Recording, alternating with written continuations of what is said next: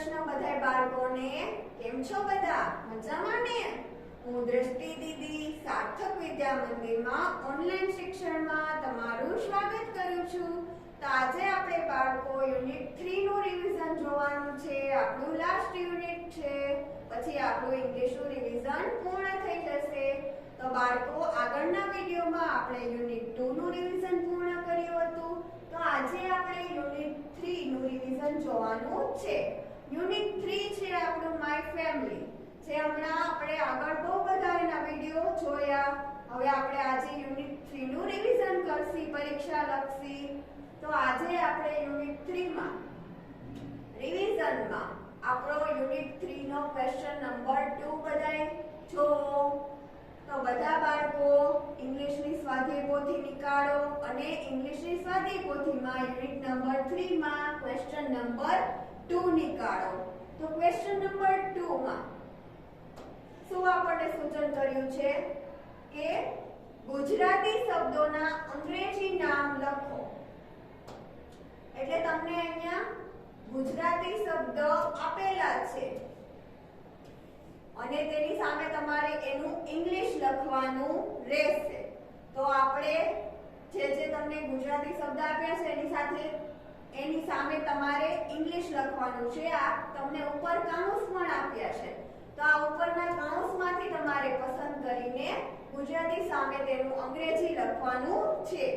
તો હવે બાળકો અહીંયા તમને ફોર એક્ઝામ્પલ આપણે પેલું લઈએ. પેલું શું આપ્યું છે? માતા. તો હવે આપણે માતાને શું કહેવાય ઇંગ્લિશમાં? મધર. તો કૌંસમાંથી આપણે અહીંયા મધર લઈ લઈએ અને અહીંયા લખી નાખી. પછી બીજું આપ્યું છે તમને દીકરી. દીકરીને શું કહેવાશે ઇંગ્લિશમાં? ડોટર. પછી કૌંસમાં જોવાનું છે, તો આર્યું અહીંયા ડોટર, તો આપણે અહીંયા લખી નાખશું ડોટર. પછી ત્રીજું આપ્યું છે તમને પિતા. પિતાને ઇંગ્લિશમાં શું કહેવાય? ફાધર.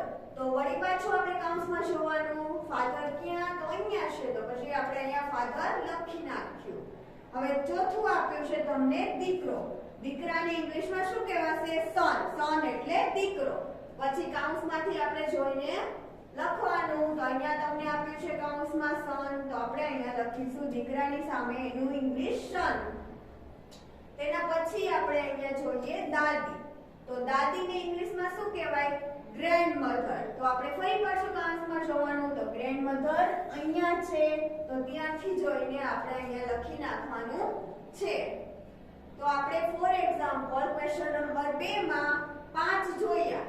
1 2 3 4 અને 5.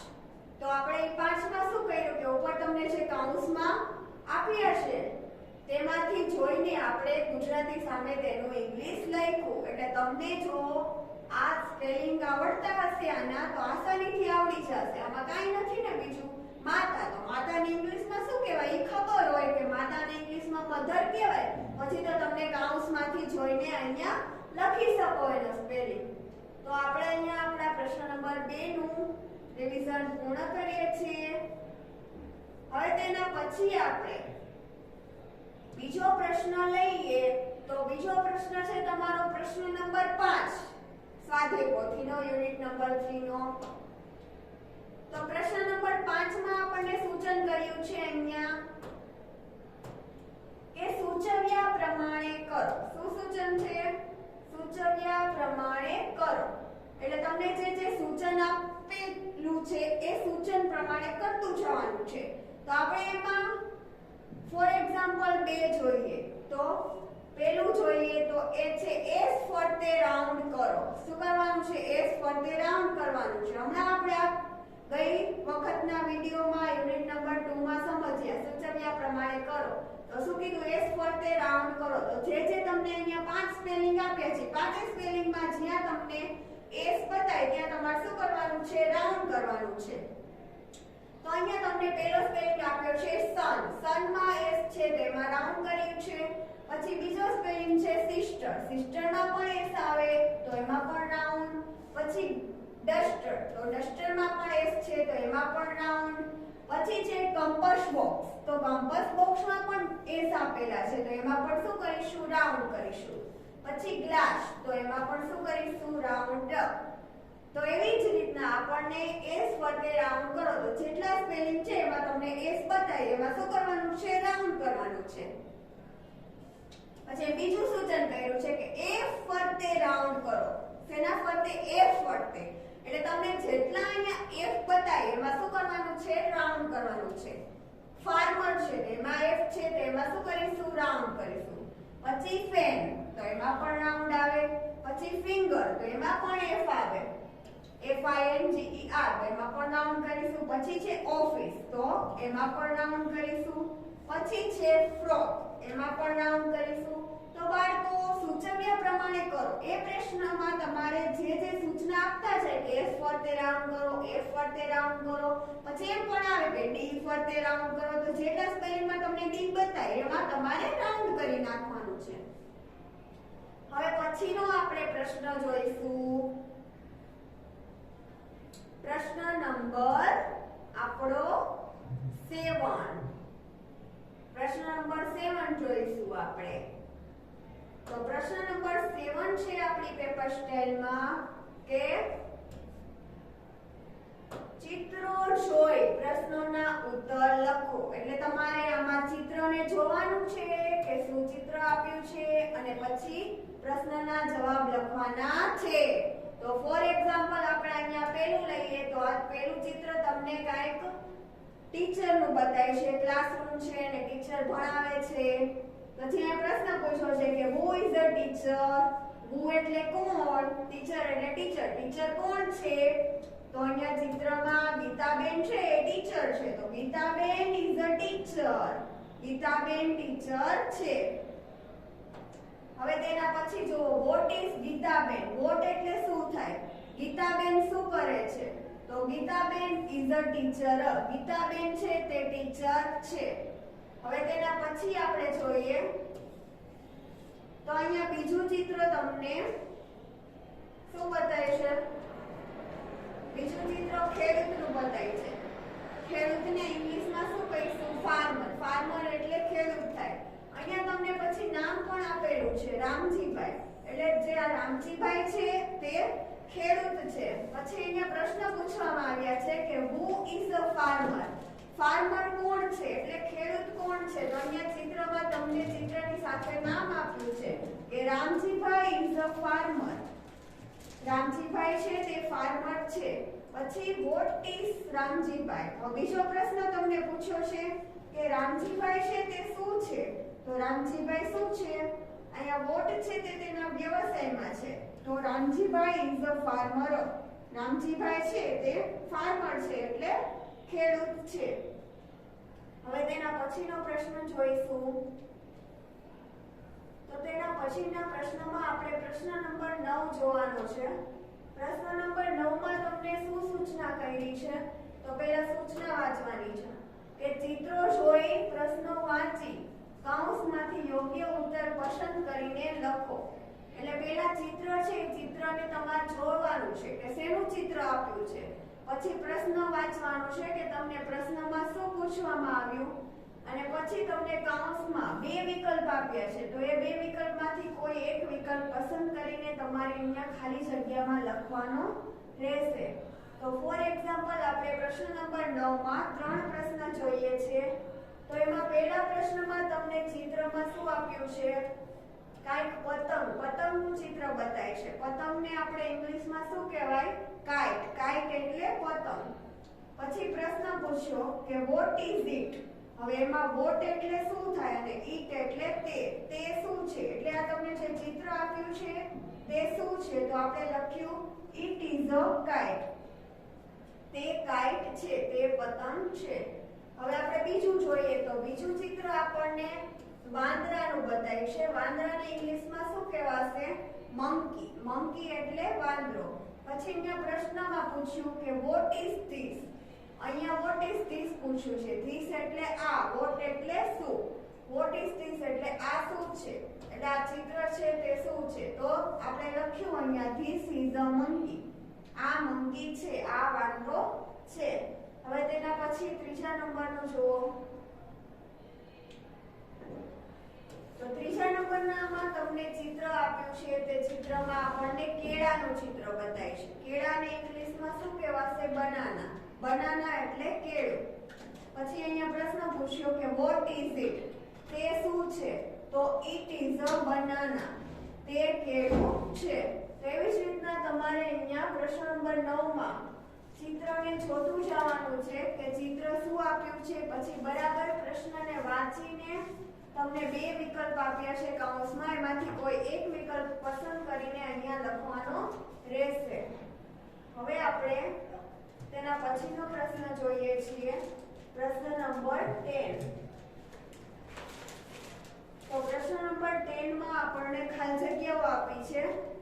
તો તેમાં શું કીધું છે સૂચનામાં કે કૌંસમાં આપેલ ક્રિયાપદોને આઈએનજી સાથે લખી ખાલી જગ્યા પૂરો. એટલે કૌંસમાં તમને અહીંયા બધા ક્રિયાપદો આપ્યા છે, તે ક્રિયાપદોને આઈએનજી સાથે લખવાનું છે. એટલે ક્રિયાપદની પાછળ આઈએનજી લખીને ખાલી જગ્યાઓને પૂરી કરવાની છે. જેમ કે આગળના વિડિયોમાં આપણે આખું સમજ્યા હતા કે કેવી રીતના આઈએનજી લગાવવાનું છે. આજ ફરી આપણે તેનું રિવિઝન જોવાનું છે. તો ફોર એક્ઝામ્પલ આપણે અહીંયા પહેલું જોઈએ કે આઈ એમ બ્રશિંગ માય ટીથ. હવે અહીંયા તમને કૌંસમાં ક્રિયાપદ શું આપ્યું છે? બ્રશ. તો તેમાં આપણે બ્રશ પ્લસ આઈએનજી એટલે બ્રશિંગ થઈ જાય. તો આઈ એમ બ્રશિંગ માય ટીથ. તેવી રીતના આપણે ખાલી જગ્યામાં સૂચન શું કર્યું હતું ઉપર કે ક્રિયાપદોને આઈએનજી સાથે લખીને જે તમને કૌંસમાં ક્રિયાપદ આપ્યું છે એની પાછળ આઈએનજી લગાડીને આપણે ખાલી જગ્યાઓ પૂરી કરવાની છે. પછી બીજું આપ્યું છે કે સોનલ ઇઝ સ્ટેન્ડિંગ ધેર. કૌંસમાં તમને આપ્યું છે સ્ટેન્ડ. તો સ્ટેન્ડ પ્લસ આપણે અહીંયા આઈએનજી કર્યું એટલે સ્ટેન્ડિંગ થયું.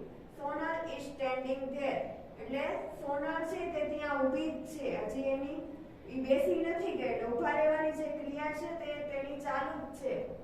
પછી ફોર એક્ઝામ્પલ આપણે ચોથા નંબરનું જોઈએ કે ધ બોયઝ આર ટોકિંગ. કૌંસમાં તમને ક્રિયાપદ આપ્યું છે ટોક. તો આપણે જવાબ કર્યો ટોકિંગ. ટોક પ્લસ આઈએનજી એટલે talking. The boys are talking એટલે છોકરાઓ છે તે બોલી રહ્યા છે. એની બોલવાની ક્રિયા હજી પૂરી નથી થઈ એટલે બોલવાનું ચાલુ જ છે. પછી ફોર એક્ઝામ્પલ આપણે અહીંયા 8 નંબરનું જોઈએ કે ધ મંકી ઇઝ જમ્પિંગ. કૌંસમાં તમને ક્રિયાપદ આપ્યું છે જમ્પ. જમ્પ પ્લસ આઈએનજી લગાડ્યું આપણે તેની પાછળ એટલે જમ્પિંગ થયું. ધ મંકી ઇઝ જમ્પિંગ એટલે વાંદરો છે તે જમ્પ કરી રહ્યો છે. એટલે એની જમ્પિંગ કરવાની ક્રિયા છે તે હજી ચાલુ જ છે, પૂરી નથી થઈ. હવે તેના પછીનો પ્રશ્ન જોઈશું આપણે. યુનિટ નંબર 3 નો લાસ્ટ પ્રશ્ન છે. તો આપણી પેપર સ્ટાઇલમાં મુજબ આપણે પ્રશ્ન નંબર 12 જોશું. તો પ્રશ્ન નંબર 12 માં આપણને શું સૂચના આપી છે કે જમ્બો મીટ્સ મોન્ટી. હવે આપણે આની વાર્તા પણ સમજ્યા હતા. તો વાર્તાના આધારે કૌંસમાં આપેલ શબ્દોમાંથી યોગ્ય શબ્દ વડે ખાલી જગ્યા પૂરો. એટલે વાર્તાના આધારે આપણે જે વાર્તા સમજ્યા હતા એના આધારે તમને કૌંસમાં શબ્દ આપ્યા છે. કૌંસમાં તમને બે વિકલ્પ આપ્યા છે. બે વિકલ્પમાંથી જે આવતું હશે તે આપણે અહીંયા ખાલી જગ્યામાં પૂરશું. તો પહેલું જોઈએ આપણે કે જમ્બો ઇઝ એન ખાલી જગ્યા. તો જમ્બો છે એ શું? એટલે જમ્બો કોણ હતું? આપણે વાર્તા સમજી હતી. તો જમ્બો છે એ એલિફન્ટ છે. અહીંયા બે ઓપ્શન આપ્યા છે તમને, એલિફન્ટ અને ડોગ. એલિફન્ટ એટલે હાથી અને ડોગ એટલે કૂતરો. તો આ જમ્બો છે તે એલિફન્ટ હતો. તો આપણે અહીંયા લખ્યું જમ્બો ઇઝ એન એલિફન્ટ. પછી આપણે બીજું જોઈએ તો ફોર એક્ઝામ્પલ આપણે ચોથા નંબરની ખાલી જગ્યા લઈએ કે jumbo is standing in the middle. અહીંયા બે ઓપ્શન આપ્યા છે, સ્ટેન્ડિંગ અને સિટિંગ. એટલે જમ્બો છે એ વચ્ચે ઊભો છે કે બેસી ગયો છે? તો સ્ટેન્ડિંગ આવશે. Jumbo is standing in the middle. હવે તેના પછી 5 નંબરનું જોઈએ તો જમ્બો ઇઝ નોટી. તો બે ઓપ્શન આપ્યા છે, ગુડ કે નોટી. એટલે સારો છે કે આમ નોટી છે? તો જમ્બો ઇઝ નોટી આવશે. આપણે વાર્તા પ્રમાણે જોઈએ તો જમ્બો છે એ થોડો નોટી હતો.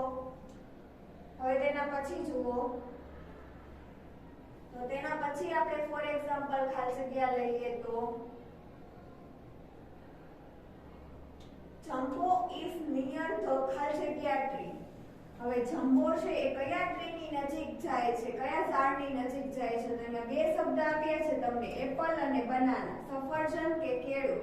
તો જંબો છે એ કયા ઝાડની નજીક જતો હતો? તો બનાનાના, કેળાના. Jumbo is near the banana tree. એટલે જંબો છે તે કેળાના ઝાડની નજીક જઈ રહ્યો છે. પછી ફોર એક્ઝામ્પલ આપણે 15 નંબરનું જોઈએ કે મોન્ટી ઇઝ મંકી. હવે મોન્ટી છે એ કોણ હતો? ઉંદર હતો કે વાંદરો હતો? તો મોન્ટી ઇઝ મંકી. મોન્ટી છે તે વાંદરો છે. તો આપણે અહીંયા જે ક્વેશ્ચન નંબર 12 માં ખાલી જગ્યાઓ જોવાની હતી પરીક્ષા લક્ષી તે આપણે જોઈ લીધી.